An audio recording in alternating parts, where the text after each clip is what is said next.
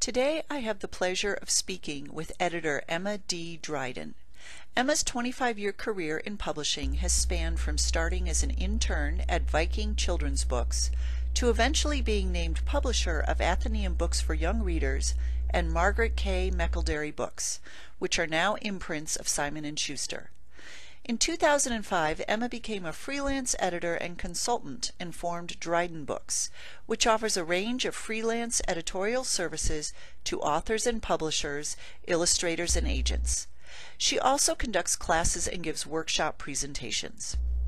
During her career, Emma has edited nearly 500 books for children and young readers, ranging from board books to books for teens and including fiction, nonfiction, and poetry.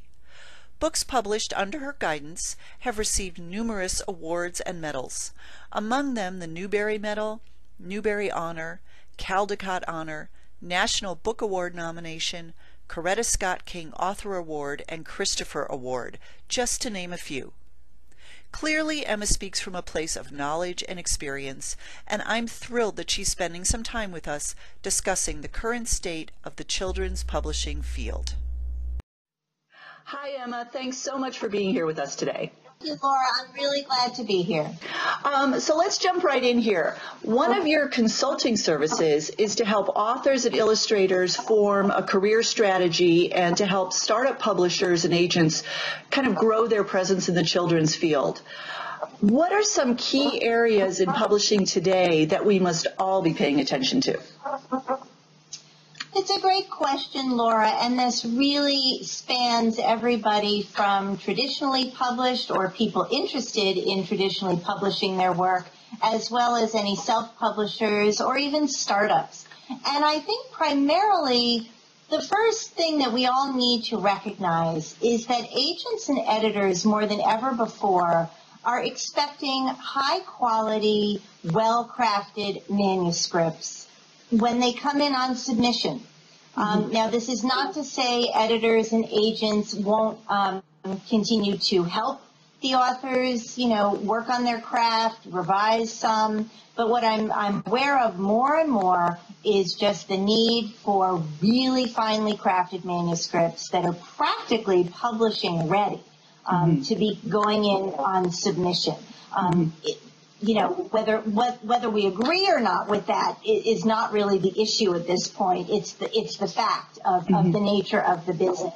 Editors and agents don't have the luxury of time, sadly, to really take authors through an enormous number of rounds or to commit to an author when the editor or agent doesn't know if that author has the chops to pull off the manuscript. I think, too, it's important to recognize that publishers are not nurturing or supporting authors as long as they used to. It's not that they're not nurturing and supporting authors at all, because they are. We still see publishers taking on new authors, new projects. It's this matter of the shelf life, if you will. During my years in publishing as an editor and publisher, I started to see a real decline in how long the shelf life of a book was. It used to be sort of 6 months. Then it got to be 3 months. The shelf life is short. And so this is very important for authors to recognize that publishers, this is their business. So what I like to encourage authors to do is think creatively about their work, but also to think as a business person in a collaborative engagement with a publisher. So if publishers need to have authors and books prove themselves in a short amount of time, then authors need to just be aware of that. They need to be savvy to what's in their contracts. They need to just be savvy to the business operations of publishing. And this is not, rocket science. It's not alien. But there are ways for authors to become just a little more engaged in the business of publishing so that there will be no surprises, so that there won't be horrific disappointments, that sort of thing. Right. And I think finally, in that question, what's been growing is this notion of the hybrid author or the hybrid publisher.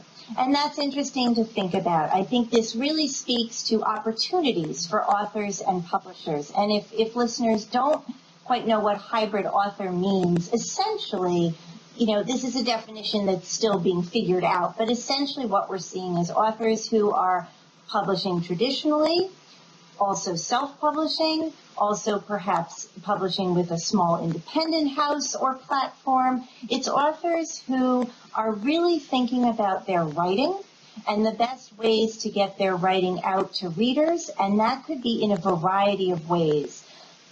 To think about a hybrid publisher, these are publishers, these are not generally the huge publishers, but we're seeing this among smaller publishers and agents for that matter.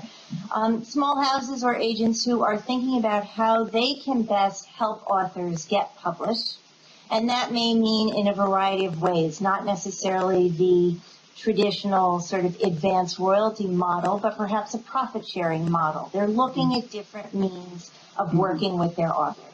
So I think those are just some things we all need to kind of be aware of in this current marketplace. And I think that's, I've been reading so much about that hybrid idea lately, and I think that is really key. And in a lot of ways, it gives authors a lot of power because they can seek out the best way for their book to get out there, and they're not necessarily constrained to just one path toward publication. Right. Right. Yeah. I think that's right. I actually find it very exciting for authors, and that's what I hope authors will take away from our conversation and also all the perceived chaos that's going on. I hope authors who are a very creative bunch, and let's not forget illustrators too, will see some opportunities and excitement in some of these choices that can be made today.